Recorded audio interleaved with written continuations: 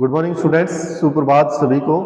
आज फिर मार्गदर्शन ऑनलाइन क्लासेस में आपका स्वागत है। मैं सुशील स्वामी, ज्योग्राफी लेक्चर आपके लिए बीए बीएड फर्स्ट ईयर के लिए ज्योग्राफी का टॉपिक लेके आया हूँ। तो पिछले अध्याय में हम पढ़ रहे थे कि भाई पिछला अध्याय हमने जिस प्रकार से विभिन्न प्रकार के जो परिवर्तन लाने वाले यानी कि पृथ्वी पर जो परिवर्तन लाने वाले बल हैं, पृथ्वी पर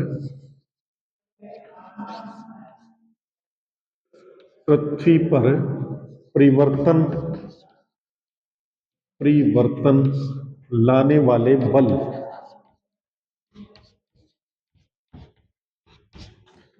पृथ्वी पर परिवर्तन लाने वाले बल। तो पृथ्वी पर जो बल परिवर्तन लाते हैं उन बलों को हमने देखा था कि एक तो अंतर्जात बल होते हैं, अंतर्जात अंतर्जात बल होते हैं, और दूसरे बल जो होते हैं वो बहिर्जात बल होते हैं। बहिर्जात बल, बहिर्जात बल, अंतर्जात बल और बहिर्जात बल दो प्रकार के बल जो हैं वो पृथ्वी पर परिवर्तन लाते हैं। अब अंतर्जात बलों के बारे में हमने पढ़ा था कि भी अंतर्जात बल जो होते हैं वो आंतरिक, पृथ्वी की जो आंतरिक संरचना है या पृथ्वी का जो आंतरिक भाग है उस आंतरिक भाग से जो है उत्पन्न होते हैं। जिस प्रकार से हम कह सकते हैं ज्वालामुखी क्रिया हो गई, भूकंप हो गया, या पृथ्वी की प्लेटों में प्लेट विवर्तन की हो गई, प्लेटों में हलचल हो गई, ये सारे कारक जो है अंतर्जात कारक होते हैं। और अंतर्जात कारक जिसे अंतर्जात बल कहते हैं वो बल अपने ये मान सकते हैं कि पृथ्वी के आंतरिक भाग से उत्पन्न होते हैं। और ये बल जो है साधारणतः अगर देखा जाए तो इस प्रकार के बल जो होते हैं वो बल पृथ्वी के बाह्य धरातल पर परिवर्तन लाते हैं।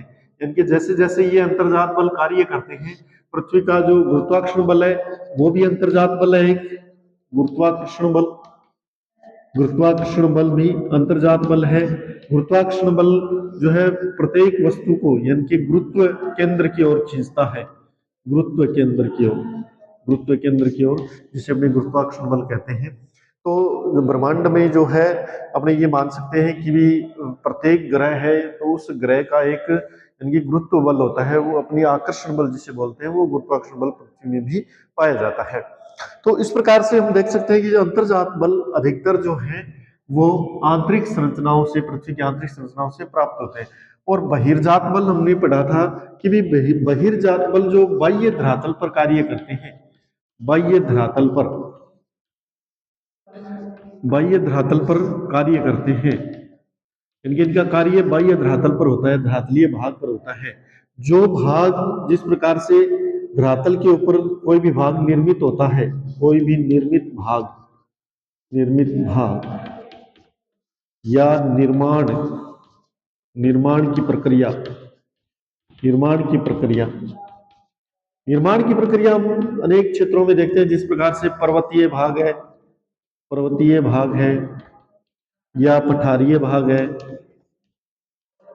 पर्वतीय भाग हो गया, पठारीय भाग हो गया, या अपने ये मान सकते हैं विभिन्न गड्ढों का, गर्त का निर्माण, गर्त का निर्माण, खाड़ी का निर्माण,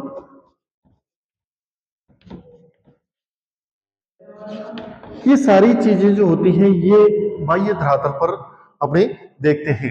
अब यानी कि बाह्य धरातल पर इन चीजों को भी परिवर्तित करती रहती है कौन से कारक, जो यानी कि वायुमंडलीय जिसे कारक अपने कह सकते हैं, वायुमंडलीय कारक इनको प्रभावित करते रहते हैं।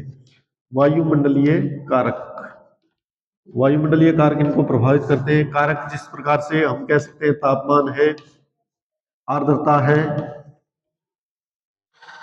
तापमान है, आर्द्रता है, वर्षा है, हिमपात है, ये सारी चीजें जो है अपने ये देखते हैं कि भी ये कारक जो होते हैं, ये कारक इन संरचनाओं को, इन धरातलीय संरचनाओं को अपने ये मानते हैं कि भी परिवर्तित करते हैं या प्रभावित करते रहते हैं। जिस प्रकार से अपने ये कहते हैं दो प्रकार की प्रक्रियाएं हम देखते हैं कि भी एक तो अपर्दन की क्रिया हम देखते हैं और एक होती है अपक्षय की क्रिया। अब अपर्दन की जो क्रिया होती है, उस अपर्दन की क्रिया में जो ऊंचे उठे हुए धरातलीय भाग है, जिस प्रकार से पर्वतीय भाग है या पठारीय भाग है, तो ये भाग जो है या कोई नुकीली की संरचनाएं हैं, नुकीली पर्वतीय संरचनाएं हैं, तो ये सारी जो है अपर्दन के कारण ये जो है कटते रहते हैं, कटते रहते हैं। अपर्दन किससे होता है? जल के द्वारा, चाहे वो नदी का जल हो, नदी जल हो, चाहे वो वर्षा का जल हो, या हवा के द्वारा अपर्दन हो, वायु के द्वारा अपर्दन हो, या प्रकाश, प्रकाश के कारण, सूर्य प्रकाश के कारण अपर्दन हो। तो ये सारी चीजें जो होती हैं, ये सारी चीजें जो है अपने ये मानते हैं कि कटती रहती हैं या इनका अपर्दन की क्रिया इन पर होती रहती है। ये अपर्दन की क्रिया जैसे जैसे होती रहती है, उसके कारण जो है ऊंचे उठे भाग, धरातलीय भाग जो है, इन कारकों से प्रभावित होकर जो है धीरे धीरे उनमें अवनति आती रहती है, और धीरे धीरे वो जो है नीचे की तरफ, यानी कि वो समतल अवस्था में आते रहते हैं। तो इस प्रकार की जो अवस्था होती है उसे अपने जो है अपर्दनकारी शक्तियां कहते हैं, अपर्दनकारी शक्तियां, अपर्दनकारी शक्तियां जिसे अपने कह सकते हैं। भाई अपर्दन की क्रिया जो होती है, वो अपर्दन की क्रिया इस प्रकार से होती है। और दूसरा होता है, हम देखते हैं भी अपक्षय की क्रिया। अपक्षय की क्रिया, अपक्षय में हम देखते हैं कि कोई भी पर्वतीय भाग है, कोई भी पर्वतीय या पठारीय भाग है, या पठारीय भाग है, तो इनमें हवा के द्वारा या वर्षा जल के द्वारा या सूर्य ताप के द्वारा ये जो भाग है ये इनके क्षरित होते रहते हैं, या इनमें क्षरण होता रहता है, अपक्षय होता रहता है, और ये जो है नीचे की तरफ आते जाते हैं। जैसे कोई ऊंचा पर्वत है, तो वो पर्वत जो है धीरे धीरे ऊपर से इन वायुमंडलीय कारकों के द्वारा जो है क्षरित होता रहता है या कटता रहता है, जिसे अपनी अपक्षय की क्रिया कहते हैं। और अपक्षय के कारण जो है वो यानी कि समतल स्थापक बनते जाते हैं। इस प्रकार की क्रिया जो होती है वो बहिर्जात बलों के द्वारा होती है।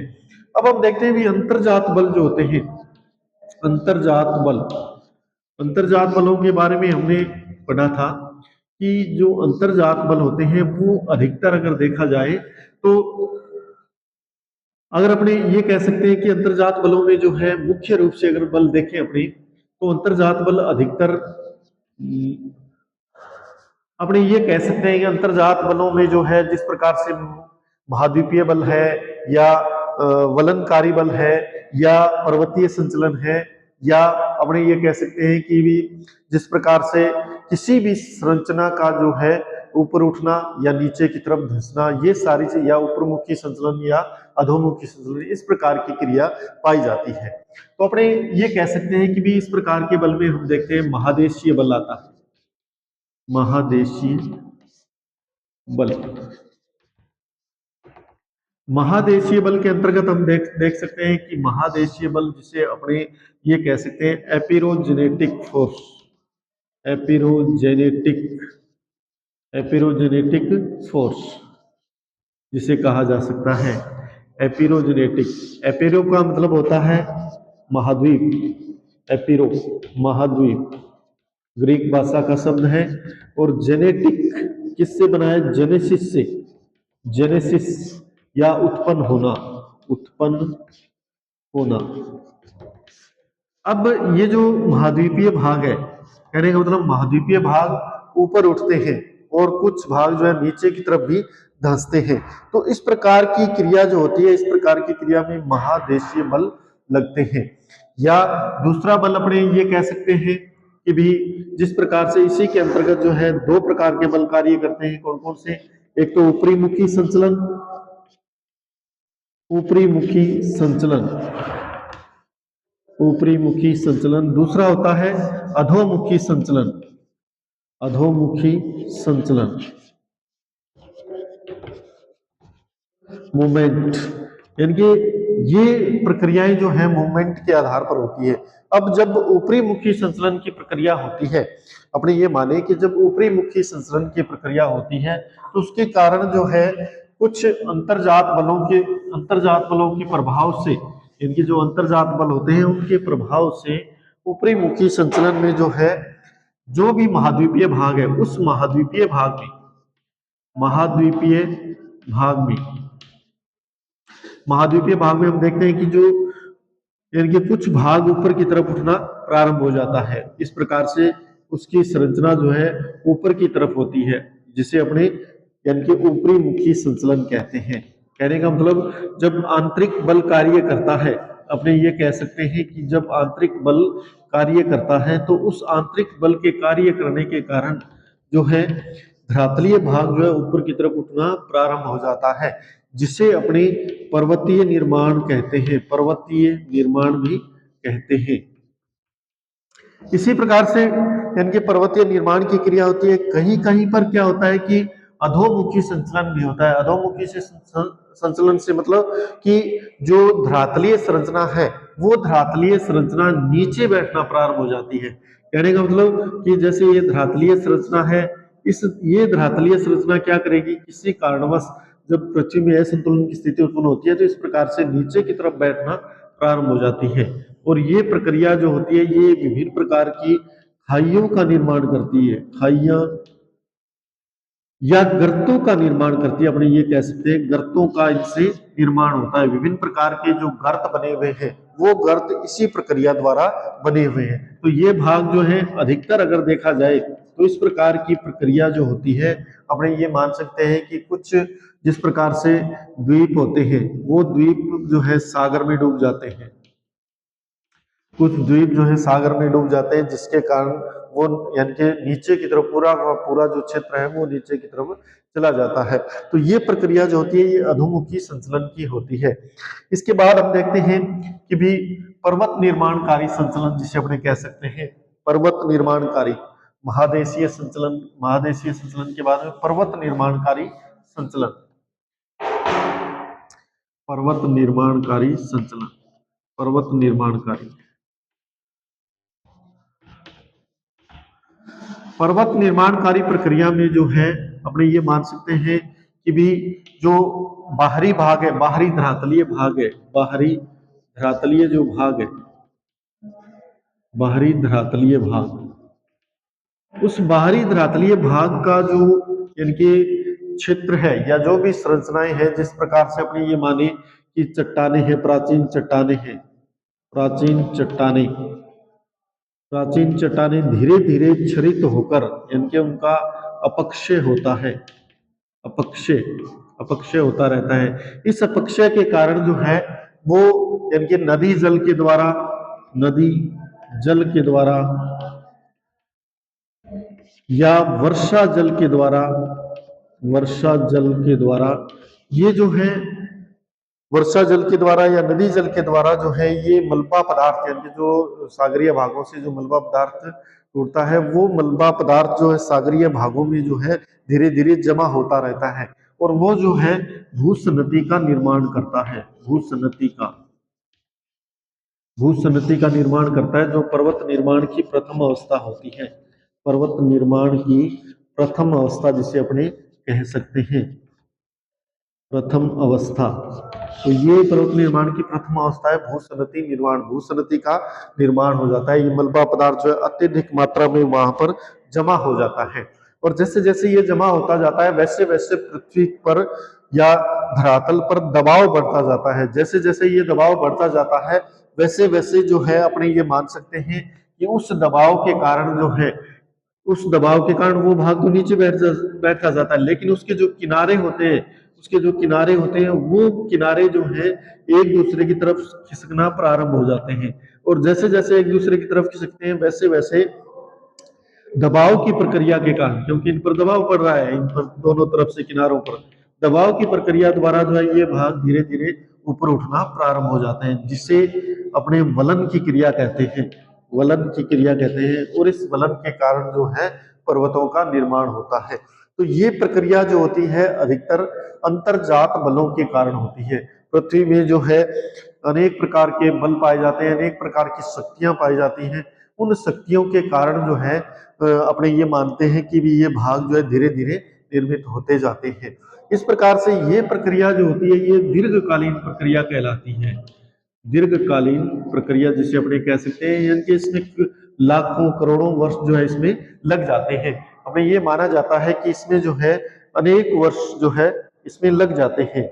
इस कारण जो है इस अपने प्रक्रिया को अगर देखा जाए तो ये प्रक्रिया जो होती है, इस प्रकार की प्रक्रिया लाखों करोड़ों वर्षों में होती है, ये एकदम से नहीं होती, जिसे अपने आकस्मिक कहते हैं। आकस्मिक प्रक्रिया इसमें नहीं पाई जाती है।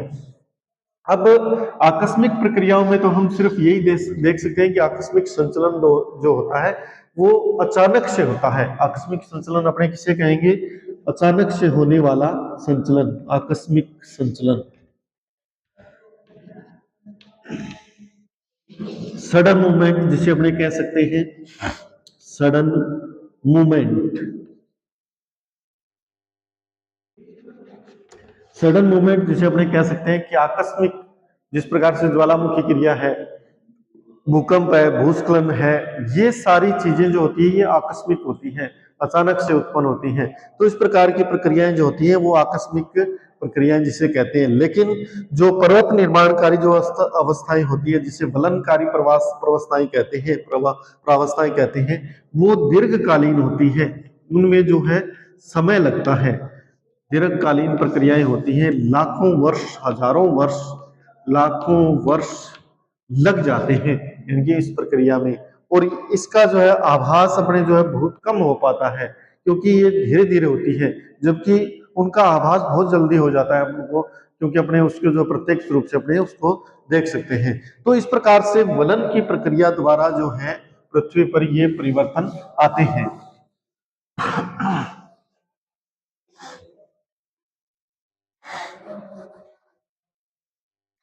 अब हम देखते हैं कि वलन की प्रक्रिया या टाइप्स ऑफ फोल्ड वलन, वलन किस प्रकार से होते हैं? फोल्ड, फोल्ड जिसे अपने कहते हैं, या टाइप्स ऑफ फोल्ड्स।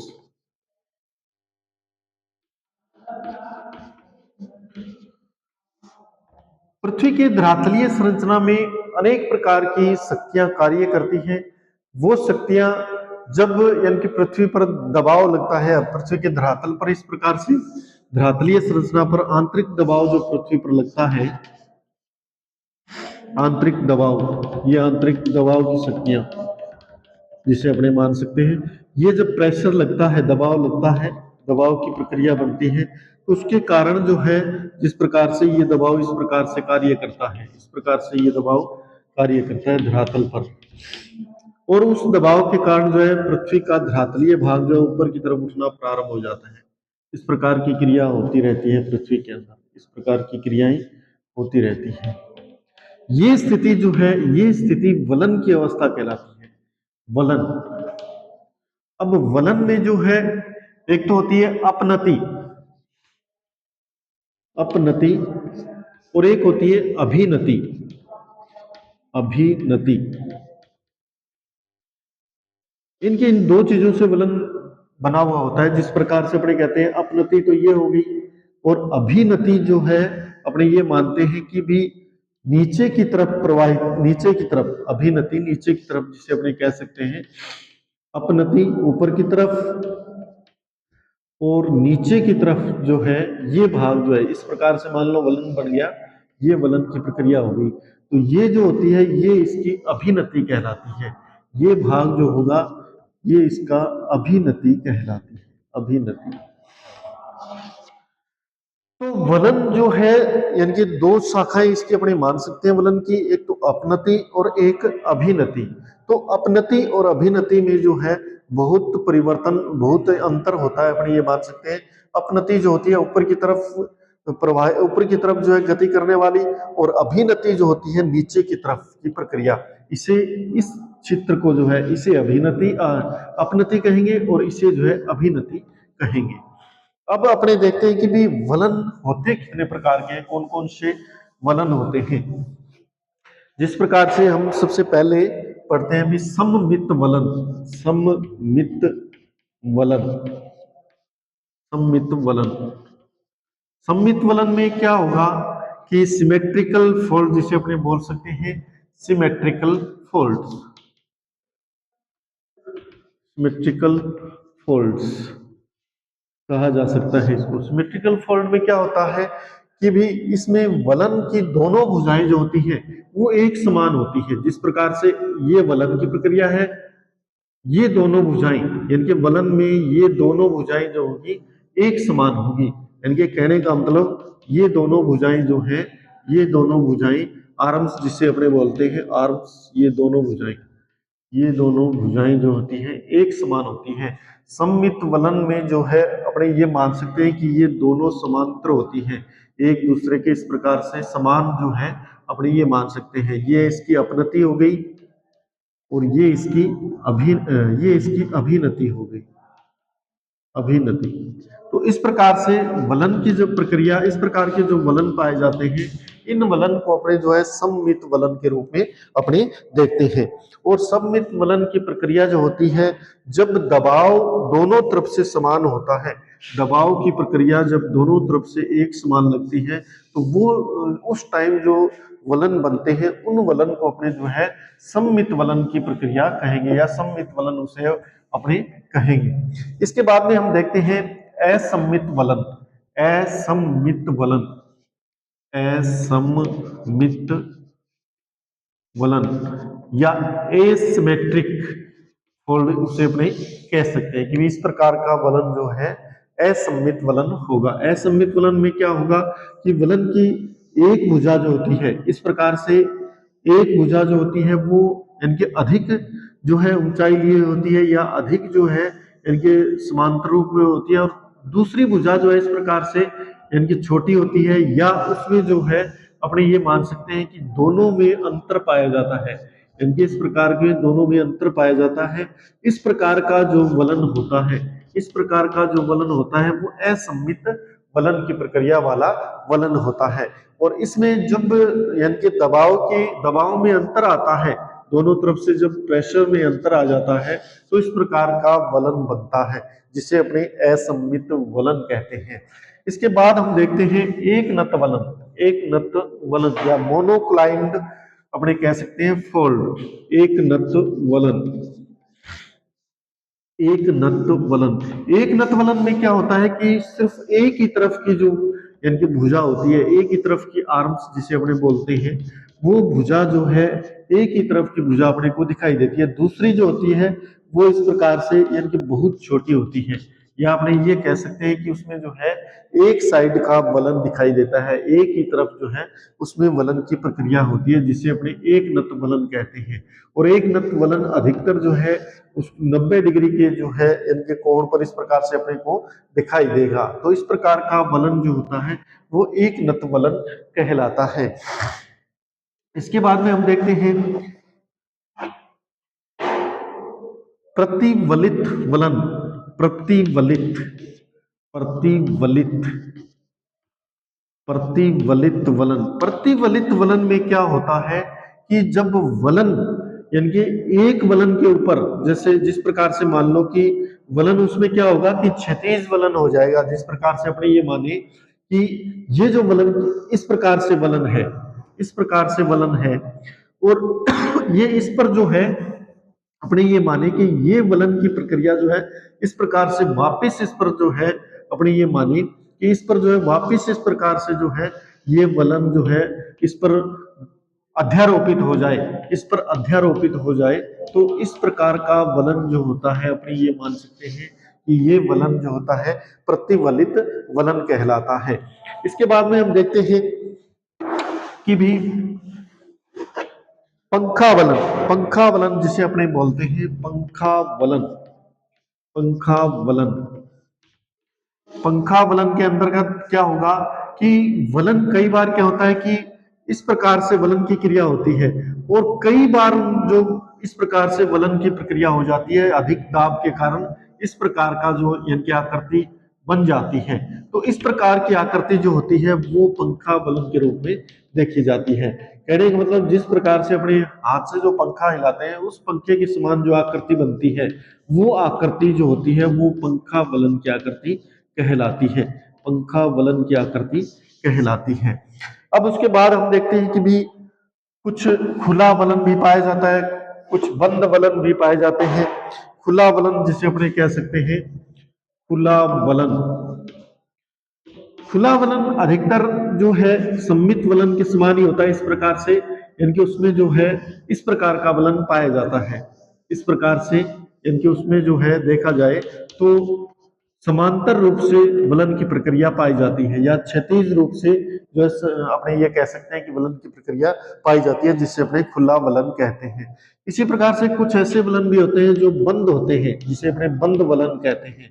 बंद वलन से मतलब ये कि ये वलन की प्रक्रिया जो होती है, इस वलन में जो है देखा जाए तो इस प्रकार से वलन की क्रिया होगी, यानी कि ऐसे लगेंगे जैसे इसको जो है बिल्कुल ही जो है इसमें यानी कि स्पेस नहीं रहता है, बिल्कुल ही जो है ये बंद के रूप में दिखाई देता है, या क्लोज जो है फोल्ड इसको अपनी कह सकते हैं, क्लोज वलन जिसे अपने कह सकते हैं, या क्लोज फोल्ड जिसे अपने कह सकते हैं। तो इस प्रकार से जो है अंतर्जात बलों की प्रक्रिया जो है, वो अंतर्जात बलों की प्रक्रिया अपने देखते हैं कि पृथ्वी की आंतरिक संरचना में और पृथ्वी की बाह्य धरातलीय संरचना में ये जो है अपने को दिखाई देती है।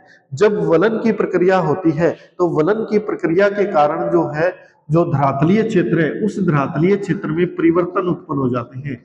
उस धरातलीय क्षेत्र में परिवर्तन उत्पन्न हो जाते हैं। परिवर्तन कौन से उत्पन्न होते हैं कि परिवर्तन या तो यानी कि उस वो क्षेत्र जो है ऊंचा उठ जाएगा, ऊंचा उठेगा, या वो क्षेत्र जो है नीचे धसक जाएगा, नीचे धसक जाएगा।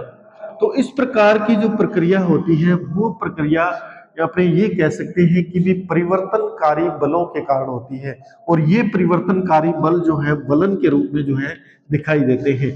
जब वलन अत्यधिक होता है, जब वलन की प्रक्रिया अत्यधिक होती है तो उसके कारण जो है अपने ये कह सकते हैं कि वहां पर पर्वत निर्माण की प्रक्रिया बहुत जल्द होती है।